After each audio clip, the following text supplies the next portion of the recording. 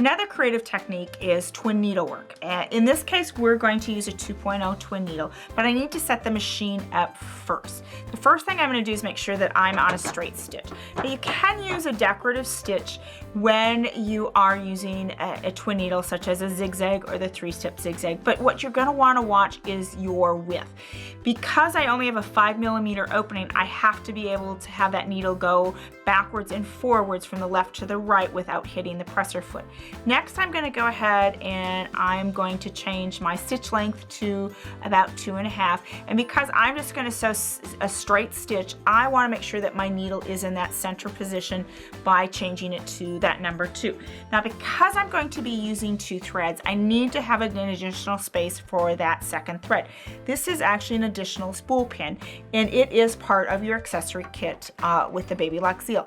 On the top of the machine, right behind the width selection, there is a small square hole, and this spool pin lines right up with that, and you just slide it in place, and then it sits flush with the base of the machine. So my second spool of thread will go in that position, and we're just going to simply place that in place there, and you can see now it's going to slide over into that first guide just like the spool of thread that's already sitting in position. We're going to go down to the number 2 setting. We're going to go up to the number 3. Now turn that hand wheel so you can make sure that you see that take up lever and slide that thread in place.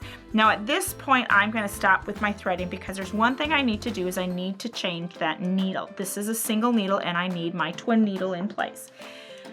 Take my handy dandy little screwdriver, and right to the right of where the needle sits, there's a large black screw. I'm going to loosen that screw so that needle pops out.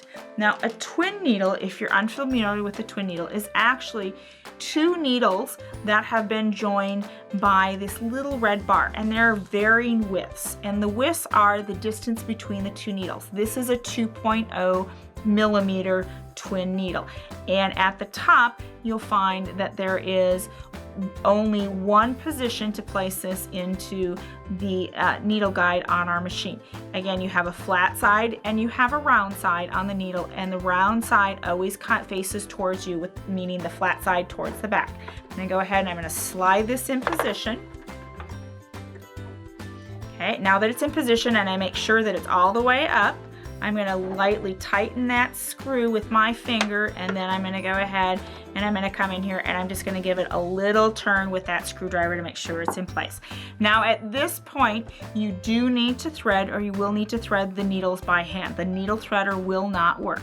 But let's finish threading here. So I'm going to come down to number 4. My left thread is on the left side, and I'm going to place that right thread on the guide on the right hand side here and slide through.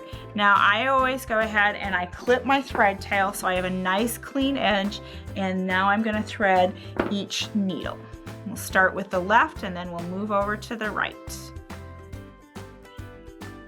Here's our left needle. Pull that thread through a little bit, and then this will be my right needle. Sometimes I find that if I sit just at a slight angle to that needle eye, I'm able to pop it right into that needle eye. And there's my second needle, and I'm set to go. I'm going to go ahead and place those threads underneath my presser foot. So now I'm just going to go ahead and mark my fabric. I just want one row of some type of marking so that I have something to follow. I'm going to go ahead and place that underneath the presser foot. And what I'm doing is I'm straddling this marked line in between my 2 needles. Presser foot's lowered, start to sew, and I'll sew a little bit slower. Now I actually have the buttonhole foot or the B foot on. You could also, if you wanted to, you can also use the standard presser foot. Either foot is fine. I just like to use this clear foot so that I can see where I'm stitching, making sure that I'm lined with that marked line. I'm going to come to the end, take my needle out of the fabric, raise my presser foot, and then I'm ever so gently going to pull that thread out. And here is my first row of my twin needle work. Imagine rows and rows and rows of that on a garment or on a home deck project. All this with the twin needle and the Baby Lock Zeal.